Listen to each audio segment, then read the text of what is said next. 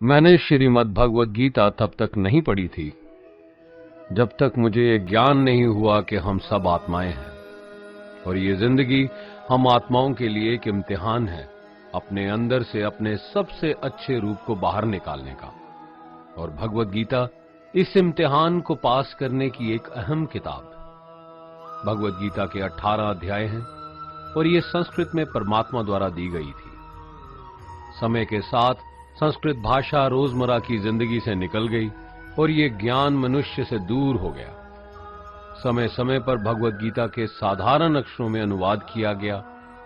इसी कोशिश को आगे बढ़ाते हुए आने वाले 9 मिनटों में भगवद गीता के कुछ अहम हिस्सों को अपने गुरु के आशीर्वाद से एक आसान रूप में मैं अपने 7 बिलियन भाई बहनों के चरणों में समर्पित कर रहा हूं।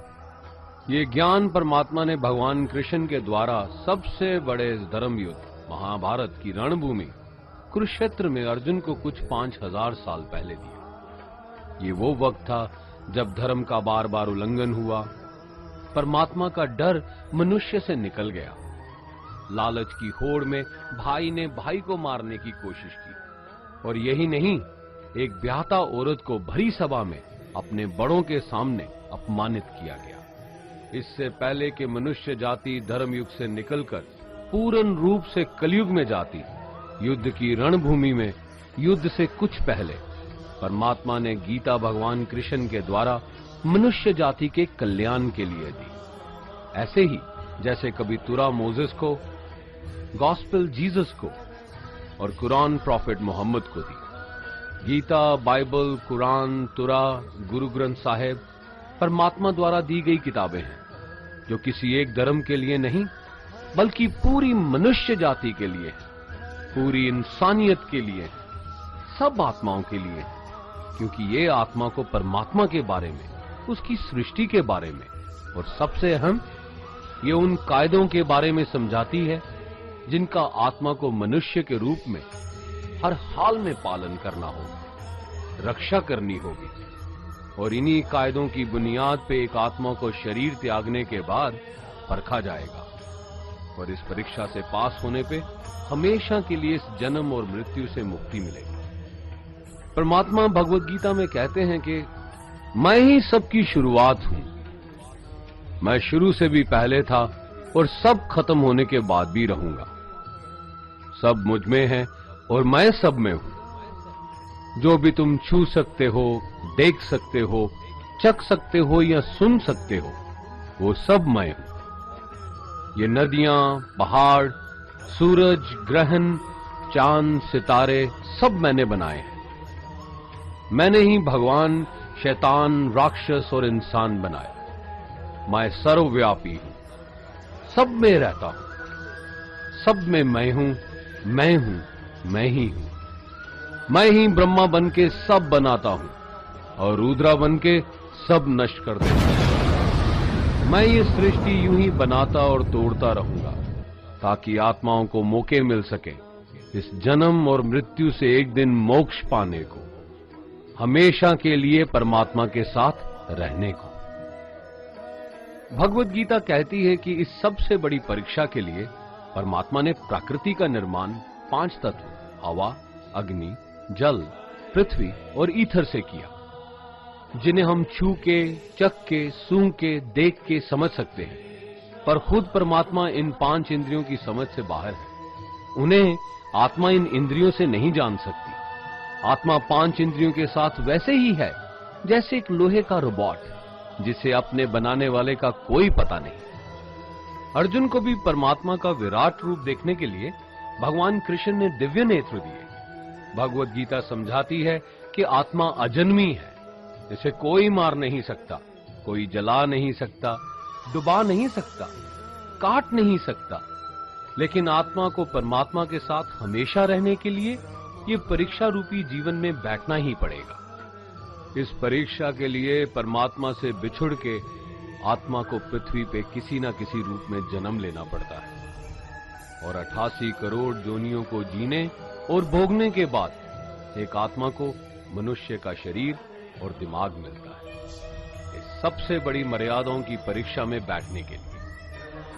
हर मनुष्य को इस पूरी परीक्षा के दौरान तरह तरह की अच्छी और बुरी भावनाओं के चक्रव्यूह में अपने ही भाई बहन या मित्रों के साथ डाला जाता है, जिसमें हर आत्मा को अपने अंदर के तामसिक और राजसिक अवगुणों से निकल के सात्विक जीवन में प्रवेश करने के मौके मिलते हैं। हमारे तामसिक गुण वो हैं जो हमारे अंदर हीन भावना पैदा करके हमें खुद को उदास और नुकसान पहुंचाते हैं, और हमारे राजसिक गुण हमें ईर्ष्यालु और लोभी बना के दूसरों के प्रति नुकसान पहुंचा सकते हैं। इस परीक्षा के दौरान हर आत्मा को तामसिक और राजसिक गुणों को खत्म करके अपने सात्विक गुणों से परिचित होना पड़ेगा। सात्विक गुण वो हैं जो आत्मा को अपने आसपास की हर चीज से जोड़े और उन्हें प्यार करना सिखाते हैं। परीक्षा के दौरान हर आत्मा को जीवन के चारों स्तंभ धर्म, अर्थ, काम और मोक्ष का ज्ञान पाके ही मुक्ति मिलती है। यही वो द्वार है जिन्हें समझ के ही आत्मा परमात्मा को समझ सकती है। पहला द्वार धर्म का है और शेर इसका प्रतीक है। धर्म वही है जो गीता में लिखा हुआ है, वेदों में लिखा हुआ है, गुरु ग्रंथ साहिब, बाइबल या कुरान में लिखा है। धर्म वही है जो धारण किया हुआ है, जिसे आपका दिल मानता है, जैसे झूठ नहीं बोलना, चोरी नहीं करना, भगवान का निरादर नहीं करना, दूसरों को नुकसान नहीं देना, यही सब धर्म है। और हर आत्मा को अपने जीवन काल में हर समय धर्म का पालन करना होगा और उसकी रक्षा करनी है। दूसरा द्वार अर्थ का है और घोड़ा इसका प्रतीक है। हर आत्मा अपने हर जीवन काल में अपने पृथ्वी पे होने का अर्थ या मूल कारण समझेगी। इस जिंदगी में भोगने वाली चीजें और रिश्तों का आनंद लेगी। अच्छा बेटा या अच्छी बेटी, अच्छा भाई या अच्छी बहन, अच्छा पति या अच्छी पत्नी बनके हर दुनियावी रिश्ते पर खरी उतरेगी और इस परीक्षा को पास करेगी। तीसरा द्वार काम का है। भगवत गीता समझाती है कि हर मनुष्य के अंदर काम, क्रोध, लोभ, मोह, अहंकार और ईर्ष्या जैसी 6 भावनाएं हमें अपने और दूसरों के प्रति नुकसान पहुंचा सकती हैं। इन भावनाओं को हर मनुष्य को हमेशा अपने नियंत्रण में रखना होगा, क्योंकि इनके बहाव में किया हुआ कोई भी काम हमारे जीवन भर की परेशानी का कारण बन सकता है। और एक आत्मा संतोष और सादगी से इन भावनाओं पे हमेशा के लिए विजय पा सकती है। चौथा स्तंभ मोक्ष का है और हाथी इसका प्रतीक है। इस परीक्षा रूपी जीवन में हर मनुष्य हर समय कुछ इच्छाएं रखता है।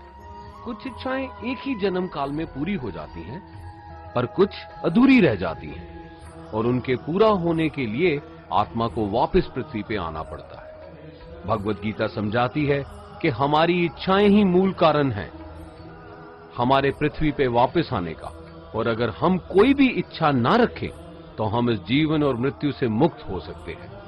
ये द्वार माफी का भी है। जिन्होंने आपके साथ बुरा किया उनको माफ करके और जिनसे आपने बुरा किया उनसे माफी मांग के मुक्ति पाई जा सकती है। जब तक आत्मा इन चारों दरवाजों धर्म, अर्थ, काम और मोक्ष को समझ नहीं लेती, तब तक आत्मा को बार बार इस मनुष्य रूप में आना ही पड़ेगा। परीक्षा का समय खत्म होते ही आत्मा शरीर और अन्य सब वस्तुओं का त्याग कर देती है। जो भी संसार में रहकर बनाया वो अब किसी और का होगा, और आत्मा अपने कर्मों के फैसले के लिए चली जाती है। आत्मा के अच्छे बुरे कर्मों का हिसाब होता है। अपने अच्छे कर्मों के लिए आत्मा कुछ वक्त के लिए स्वर्ग और दुष्कर्मों के लिए नरक पे चले जाती है। नरक में आत्मा को अपने पापों के अनुकूल सजाएं मिलती हैं, पर सजा खत्म होने के बाद आत्मा को फिर से एक नया शरीर और नया दिमाग मिलता है इस परीक्षा में फिर से बैठने के लिए। और हर परीक्षा में वही सब फिर दोहराया जाएगा, जिंदगी के 4 स्तंभ धर्म, अर्थ, काम और मोक्ष को समझने के लिए। हर जन्म में अपने कई जन्मों के कर्मों के हिसाब से हर आत्मा को कभी अच्छे और कभी बुरे हालातों से जाना पड़ता है, लेकिन जब तक आत्मा परमात्मा के साथ योग को नहीं समझ लेती वो मुक्ति नहीं पा सकती। भगवत गीता समझाती है कि मनुष्य अपने शरीर, दिमाग या दिल से भगवान को पा सकता है। शरीर द्वारा किए कर्मों के माध्यम से परमात्मा को पाने को कर्म योग कहते हैं। ऐसे कर्म जो परमात्मा की इच्छा से हों और दूसरों के कल्याण के लिए हो। वाल्मीकि ने रामायण लिख के श्रवण ने अपने माता पिता की सेवा और उन्हें चार धाम की यात्रा करवा के, मदर टेरेसा ने अपने प्यार और सेवा के माध्यम से, और मैडम क्यूरी ने वैज्ञानिक खोज में अपने जीवन का बलिदान देके अपने कर्मों द्वारा परमात्मा को पाया। भगवत गीता समझाती है कि एक आत्मा दिमाग से भी परमात्मा के साथ योग लगा सकती है। इसे राजा योग कहते हैं, क्योंकि दिमाग या मस्तिष्क सब इंद्रियों का राजा है। एक मनुष्य अपनी आस्था, सांस प्रणाली, आसन, अभ्यास, साधना और तपस्या से परमात्मा को इस योग के रास्ते पा लेता है। इस योग को समझने के लिए हमें अपने अंदर की एनर्जीज यानी चक्रा और कुंडलिनी को समझना पड़ेगा। आत्मा मस्तिष्क से मेडिटेशन या ध्यान लगा के परमात्मा के साथ योग लगा सकती है। शंकराचार्य, स्वामी परमहंस, स्वामी विवेकानंद और उनके जैसे कई योगी इस योग के रास्ते परमात्मा के साथ संधि लगा पाए। परमात्मा भगवत गीता में कहते हैं कि अगर किसी आत्मा को धर्म ना भी समझ आए, योग ना भी समझ आए, पर अगर वो मेरी शरण में आ जाए तो मैं उसके सारे पाप माफ कर देता हूं। परमात्मा को ऐसी दिल की गहराइयों से पुकार के पाने को भक्ति योग कहते हैं। चैतन्य महाप्रभु, मीराबाई और भगवान हनुमान इस योग के सबसे बड़े उदाहरण हैं। लेकिन कभी आत्मा अपने होने का मूल कारण भूल के धर्म का उल्लंघन करे या पाप के रास्ते पे निकल जाए तो उसे ठीक करने के लिए परमात्मा खुद किसी रूप में पृथ्वी पे जन्म लेते हैं। आइए श्री भगवत गीता, गुरु ग्रंथ साहिब, तुरा, बाइबल, कुरान या ऐसी किसी भी दीनी किताब को पूरा पढ़ के इस जिंदगी के असली मायने समझें और परमात्मा के साथ योग लगाएं। अगर आपने इसे पसंद किया तो इसे औरों को बांटिए, ताकि सब आत्माएं अपने यहां होने का मूल रूप समझ सकें और इस जन्म और मृत्यु से मुक्ति पाके हमेशा परमात्मा के साथ रह सकें। धन्यवाद।